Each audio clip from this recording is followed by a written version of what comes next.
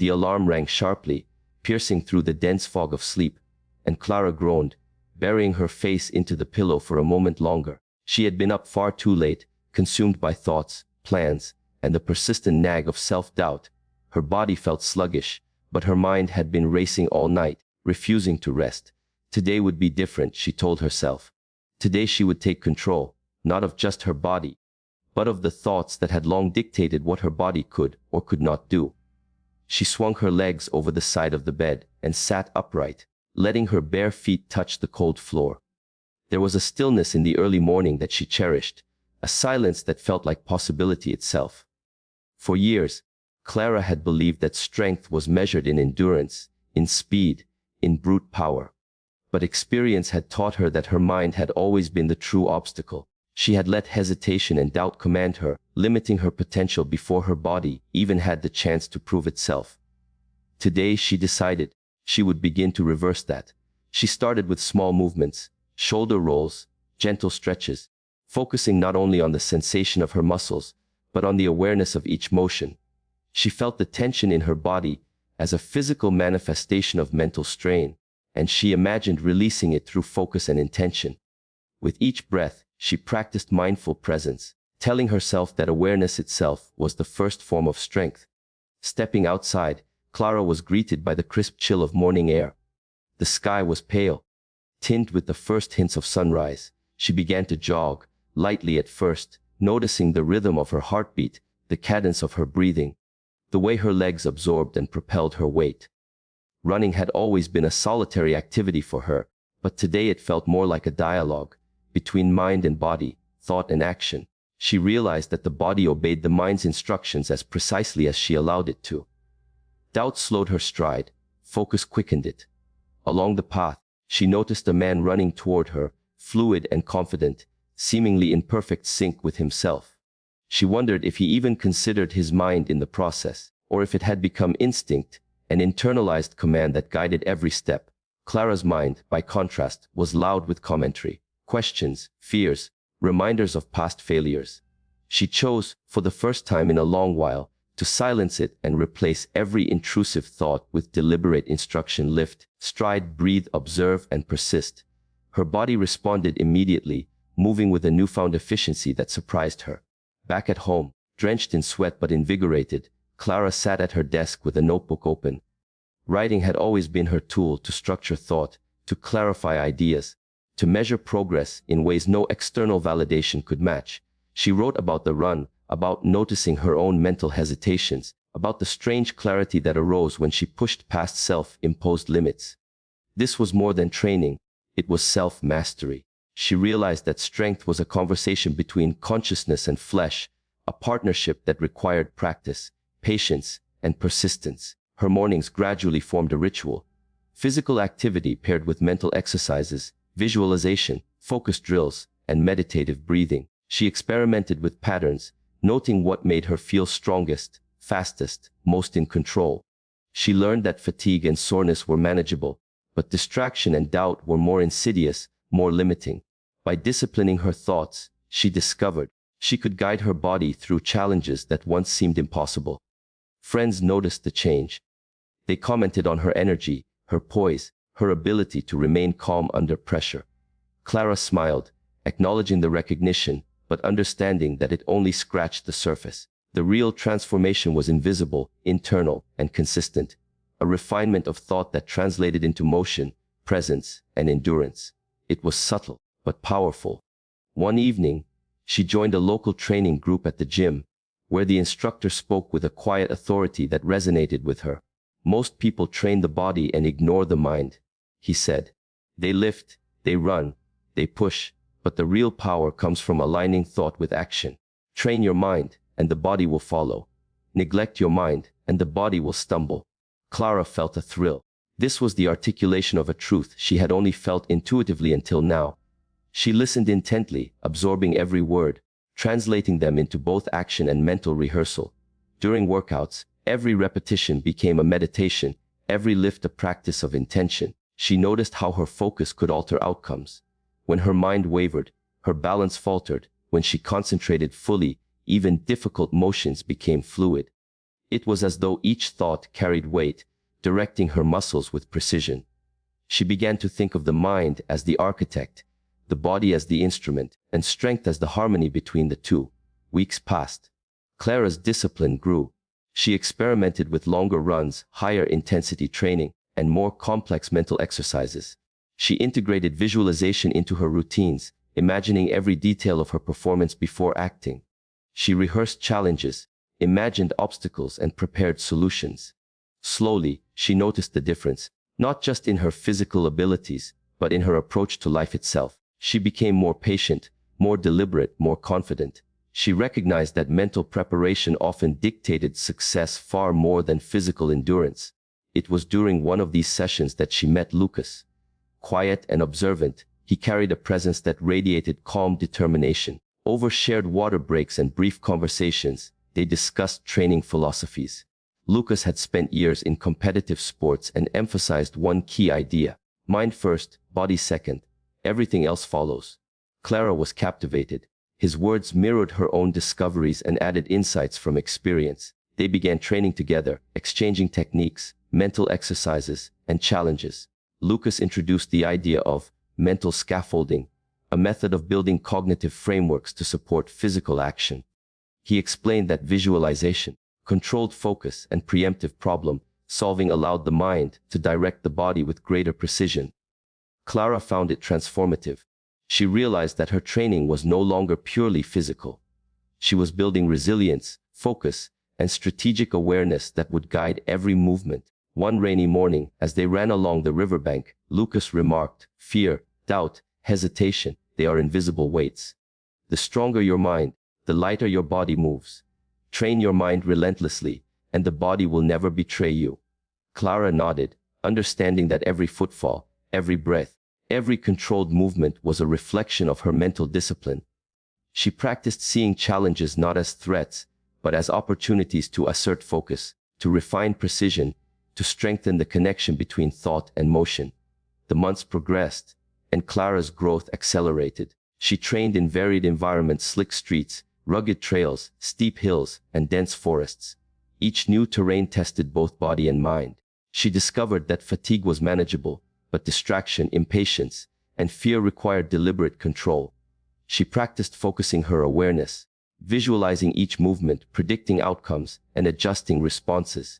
The synergy between mind and body strengthened daily, each session reinforcing the other. Her reflections deepened. She observed the patterns of her own thinking, how fear often preceded hesitation, how doubt could sap energy, and how deliberate focus transformed performance. She began to understand that the body was obedient, not to raw willpower alone, but to the clarity and authority of thought. Mental training, she realized, was the ultimate performance enhancer. One day, Clara signed up for a regional endurance event. The course was notorious for its difficulty: steep ascents, rugged trails, unpredictable weather. As she studied the map and visualized the challenges ahead, she felt both anticipation and apprehension. Doubt whispered in the back of her mind, but she countered it with rehearsal, envisioning each climb, each turn, each test of endurance. The mind was preparing the body for obstacles it had never faced, and the preparation itself reduced fear. When the race began, Clara moved with deliberate rhythm, her focus absolute. Every step was guided by the mental strategies she had honed. When fatigue struck, she adjusted breathing and stride. When obstacles appeared, she assessed, visualized solutions, and executed without hesitation. Each mile reinforced her understanding. Mental clarity dictated physical performance, and preparation reduced the chance of error. Hours later, drenched and exhausted, she crossed the finish line. It was not just a victory over the course. It was a triumph of preparation, awareness, and disciplined thought. Clara realized that her mind had been the true driver all along, and her body, trained to follow, had performed flawlessly under stress. The exhilaration was deeper than physical exertion.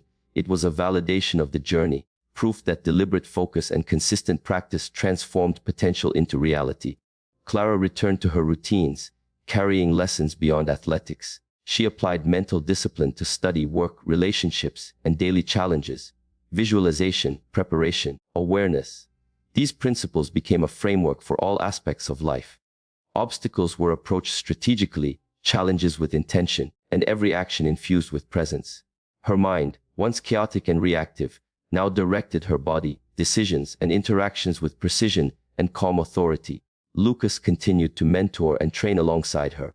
They explored advanced mental techniques, maintaining focus under extreme fatigue, preemptive problem solving in dynamic environments, and structured reflection to optimize performance.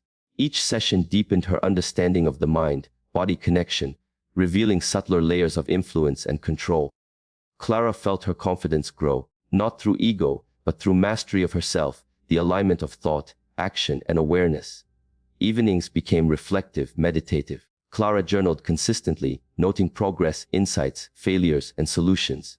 Writing reinforced her mental training, allowing her to integrate lessons into a cohesive understanding of self-mastery. She saw that physical training was only half the journey. Mental clarity, focus, and strategy determined whether effort achieved results or dissipated into wasted energy. She recognized, finally, that the mind was not a separate entity, but the foundation upon which all physical, emotional, and cognitive success depended. The body was capable of extraordinary feats, but only under the guidance of disciplined thought. Every movement, every decision, every challenge could be approached with awareness and intention, transforming potential into achievement. The weeks after the regional endurance event brought Clara a sense of quiet confidence she had never known before. Her routine remained rigorous, but now it carried a layer of refinement. She approached each exercise, each run, each drill with deliberate intention, analyzing not just movement, but thought, energy, and awareness. It was no longer enough to merely act. She needed to observe, anticipate, and adjust continuously. Lucas introduced new dimensions to their training. He taught her the value of controlled discomfort, exercises that pushed both mind and body into uncharted territory. Cold water immersion, high-intensity interval training, and long periods of mindful running under fatigue became part of their routine. Clara quickly realized that discomfort was not something to fear, but an instrument for strengthening focus. When the body screamed for rest, the mind could guide it to sustain, adapt, and even flourish. One morning, as mist hung over the river, Lucas spoke quietly, almost philosophically. The body can endure far more than we give it credit for. But endurance without awareness is wasted energy. True performance comes when the mind dictates the motion without hesitation. Clara absorbed the words, feeling them echo in her muscles, her posture, her every breath. She knew he was right. Every lapse in focus had once cost her speed, balance, and confidence. Now, focus was becoming her default, an inseparable part of motion itself. They began practicing complex mental exercises alongside physical ones. Clara learned to simulate obstacles in her mind before encountering them, to preempt failure and design responses in real time. She visualized every stride, every jump, every breath, rehearsing success while acknowledging the possibility of error. Her body followed these mental rehearsals seamlessly. Each imagined challenge became a rehearsal of mastery, and every real challenge felt manageable in comparison. Months passed, and Clara noticed changes far beyond the physical. Her ability to remain calm under stress improved dramatically. She could solve problems faster, maintain composure when confronted with unexpected challenges, and approach life with a clarity that had once eluded her. Mental training, she realized, extended far beyond the gym or the track. It touched relationships, decisions, and even her sense of identity. Strength, she now understood, was a holistic measure of body, mind, and perception. Her training reached new heights when she signed up for a multi-day endurance event spanning rugged terrain, fluctuating weather, and steep climbs. Preparation required more than stamina. It demanded meticulous planning, mental rehearsal, and sustained focus over long hours. Clara approached it as she had all challenges: mind first, body second. She visualized every section of the course, anticipated fatigue, prepared strategies for energy conservation, and practiced mental techniques for maintaining calm under pressure. The event began at dawn, the air damp and heavy. Participants surged forward with energy and excitement, but Clara maintained a deliberate pace. Every step, every breath, every decision was conscious. When the terrain shifted, she anticipated, adjusted, and moved fluidly. Obstacles that caused others to stumble, muddy slopes, loose rocks, sudden inclines, were approached with calm evaluation. Her body followed exactly what her mind commanded, efficient and precise, without wasted effort. Hours turned into a day, and then into the next. Exhaustion mounted, and the physical challenge became immense.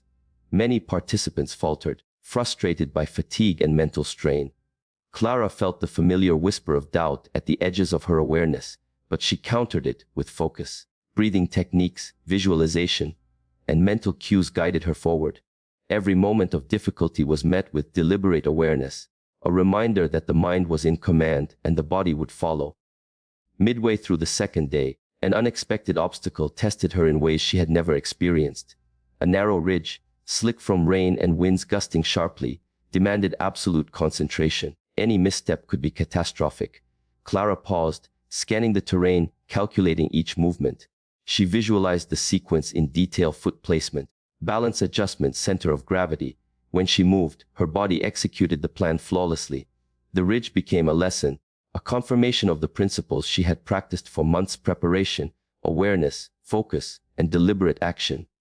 Crossing the finish line 2 days later, Clara was physically drained but mentally exhilarated.